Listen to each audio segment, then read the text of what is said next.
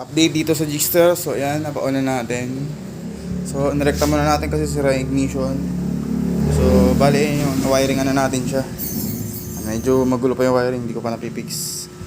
Yan. Nilagyan muna natin siya ng carburetor ng pang Barako 175. Yan, ngayon push start natin. Ayan yung battery.